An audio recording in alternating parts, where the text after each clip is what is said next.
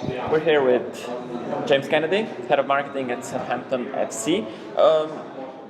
Digital never stops to amaze us in this day and age, and Southampton FC has done a really, really good job. Also to be known as the fastest growing brand in global football. I think it was 2014. Yeah, 2014-15 season. We're really proud of it, and digital is a massive part of that, and being able to engage with a much bigger audience over a much simpler platform is where we're looking to go with our next digital platform. To bring creativity and fans to the core of the project, how did you do it? I think fans are football. They are. Without fans, you have no club and you have no football. So keeping fans at the heart is really important. Understanding what they need and how they think and how they act and how they talk, that's really important. And that's basically how we've done it. We've understood fans and then we've created something for them. And when you overlay the knowledge of science with creativity, you can do some really cool stuff. I like the idea of personas that you build regarding your fans, because sometimes maybe football as an entertainment could be perceived negative by a hardcore football fan. Maybe, but I think football clubs are getting smarter and they're understanding it more. But what's right for you might not be right for me. And so why would I, as a football club, give us the same thing when I can just change it a little bit and give something that's right for you and something that's right for me? It makes us both happy, and that's the point of personas, really. It's really understanding the customers. Could you give us an example of this individual marketing or individual message that you gave to your fans? What's the best way to look at it? So for example, ticketing. Yeah, so ticketing's a very, very simple way to do that. How I talk to you, one person, about the game and the environment may be different from how I talk to somebody else. So a fan that comes all the time and it's been here for 40 years, they want to come and they just want to learn about the match. Whereas a new audience, trying to get a new audience come in, the messaging might be different. So actually haven't been to football before, why don't you come and have a look?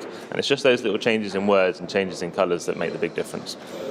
I mean, the environment is changing and the digital has been changing everything, but we're kind of used to the settings that we have on the web page or in the app or etc. But you change your web page. It's not the same every time. How do you do it and what are the results? We have very, very good partners to help us with that. But basically our website now follows the path of the first team. So whatever the first team's doing, that's what the web page reflects. So the idea is that the web page tells you what's happening here and now. And if the website didn't change, it wouldn't reflect what's happening here and now. So basically on a match day, it's very different than a non-match day. And after the match, it's different than what's happening during the match. So it's just keeping it fresh and keeping it different and giving people what they want.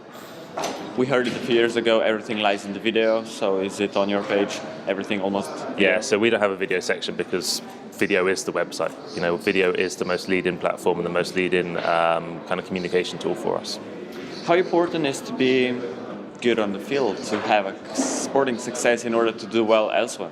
Hugely. Everything we do is there for that 90 minutes on the pitch. It doesn't matter if we did the most amazing campaign. If the football team aren't performing, then it makes it a little bit more difficult. But fortunately, our team's performing, they're doing well, and it all has to work together. They need us and we need them.